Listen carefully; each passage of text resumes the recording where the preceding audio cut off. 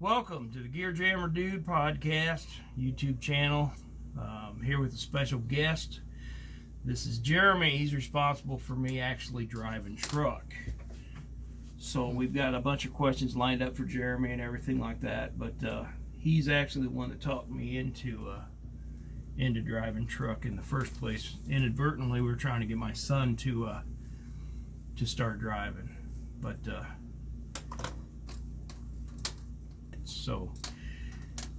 yeah, anybody that I've ever cut off or pissed off, this is the guy responsible right here. All right, we're gonna start with asking you some questions. So how many years been driving, Jeremy? Oh, I'd say about 17 years. 17 years? Yep. I think it's been longer than that. I got my CDL back in 2004. How's your math? Very bad. Okay, so he's been driving for over a decade, almost two. And let's go to what kind of vehicles you've driven through the years, because I know, like me, you've jumped through quite a few companies. Done a lot of day cabs, conventional tractors, reefers, pulled a couple doubles. I pulled a flatbed once for about 6 months. That was sucked. Yeah, flatbedding sucks. I'm with you there on that. I did a little flatbedding and whatnot, but let's see. What is the funniest thing that happened to you on the road that you can remember? Because he's had a lot because he knows me, see. So I was going to say the funniest thing is you on the road. me on the road, yeah. I'm hoping everybody can agree with that. But you got anything that stands out as being the funniest? Not off the top of my head, no. He was talking to me one time going through Oklahoma, and I know this guy drove into the median and jumped out of the truck while it was still rolling. And Jeremy ran up there, and you want to finish the story? I don't remember. You don't remember the story, okay. That's a hard life you've been living, and I remember. Anyway, the guy jumps out of the truck while it's still rolling, never set the brake or anything. Come to find out, somebody put a snake in his truck. Couple of the other drivers helped him out, got it out of there and everything like that, but to me that was just hilarious. You know, and I don't know that my reaction would have been any different. I'd have probably been screaming like a little girl, but anyway, yeah, I thought that was probably the funniest story I've ever heard while I was on the phone with you. But who influenced you, and how did you get into trucking? Well, I got family members and friends of family friends that are been truck drivers their whole life. All right, so now this time we deliver freight onto docks with a pallet jack, and it would be suicide for our toes if we were to wear flip-flops. So steel-toed shoes, steel-toed boots is a must to keep you. Now, it's not only required, but it's just a smart thing to do. Safety first, people. Safety first. Okay. Has there been any products that's come in your decade plus, almost 2 decades of driving that has changed trucking for you? The GPS. GPS, a When I first started, all I had was a little map. Tell me where to go, how to get there. big one. Right. I remember doing that too. I've only been at it. I've been after less than you, but the GPSs. Do you remember the first ones you had? No. They're not like they are now. No. These guys getting started now, they're spoiled because you still got routed under low bridges and everything. I mean, there was a lot of people tearing a lot of different stuff up. But, you know, that being said, I think we've come a long way with the GPSs. Do you have any preference on GPSs? The good ones. Okay. With or without the... I like the Garmin's, though. Garmin is a nice one. I just got a Rand McNally. I just switched from Rand McNally to Garmin. I don't know. I may do some product reviews and see what I can come up with all that. But Garmin is definitely probably one of the leader in the field, and they've got a lot of nice features and stuff where you can find rest stops, you can find restaurants. It's truck friendly, and it's geared really good for the trucker. So. All right, let's get into what your most interesting load that you've hauled's been. It's story time. Story time, yeah. One of the most interesting ones I can remember is picking up at an airport down in North Carolina.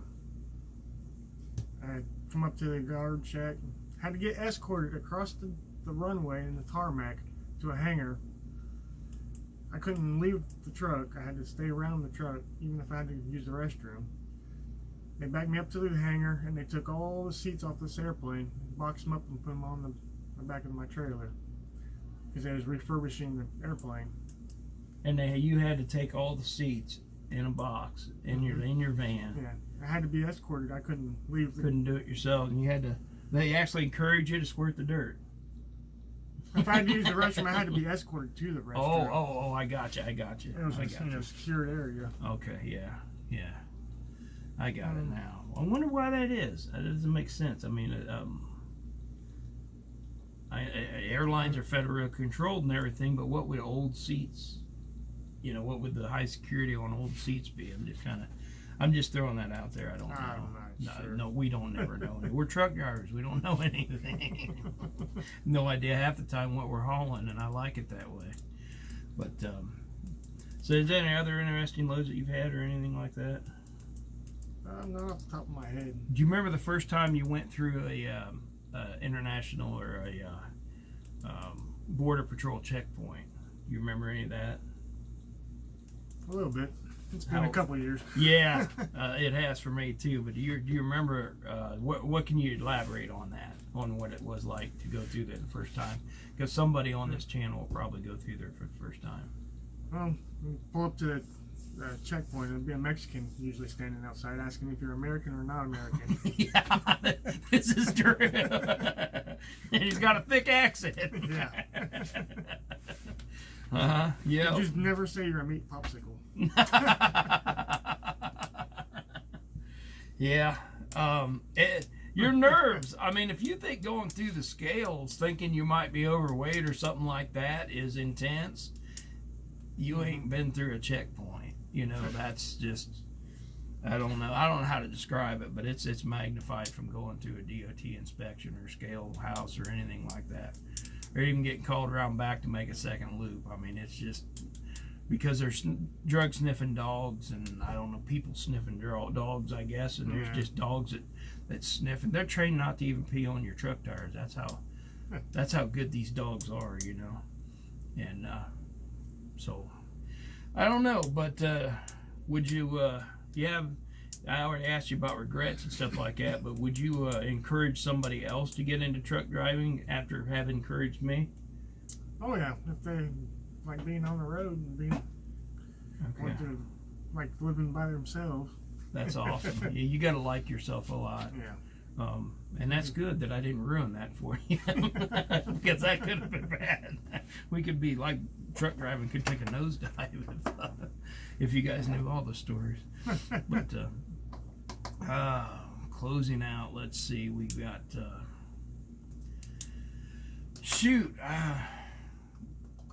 I don't know. I'm kind of in a dead space right here. Remember the time in Arizona smoking cigars in the desert? I do remember sitting in the desert smoking cigars. We were I used to smoke a lot of cigars and stuff like that, and anytime we'd meet up, we'd sit and we'd smoke cigars. I'd been walking around behind a truck stop, and I found somebody took a van seat out and just set it in the desert. Well, I popped it up, sat down in it, smoked a cigar. Well, the next day he shows up. I'm like, you're not gonna believe this. Let's go. And went back there and we smoked a cigar on that removable van seat out in the middle of the desert. It was pretty cool though. Do you remember being down in the Carolinas smoking cigars in lawn chairs behind the trailer? Yep. Okay, what do you remember about that? That one fella coming up saying you love the smell. We're smoking away, and there's a guy behind us lingering, and he's like doing this swipe thing back. I keep turning around, finding out, like, what the hell you doing back there and everything? And he goes, I'm from where is he from? Dominican Republic. And he says, I grew up there. And he says, I miss the smell of a good cigar. And he didn't want to smoke one. All he wanted to do was to stand in the smoke to remember being there and being home and stuff and whatnot. But yeah, those are good stories. There's a lot of good stories. There's a lot of good people. You get a lot of pissed off people, and you get a lot of pissed off people. You get a lot of anger and stuff, road rage, all that stuff. But there are some good people out there. Once in a while, you'll run into somebody, and but there's some people that you piss off too. I piss off, and there's just no way around it. There's just a lot of neighbors out there. I like to look at the people around me when I'm driving as my neighbor, because I treat them better that way, because they're your neighbor. If you don't like them, if you're getting in a situation on interstate, jump off the exit, get back on the interstate. You might be 2-3 minutes behind, maybe more if there was traffic, but you got a new set of neighbors when you get out there. Stress problem is usually solved, and then you can still go down the road for 4 hours cussing and swearing at them. But other than that, there's a lot of tips and tricks and stuff like that you can get over the years and whatnot. And what has been your biggest ally to driving, do you think, as far as dealing with being on the road and missing family and all that stuff? What's the biggest thing that you can think of?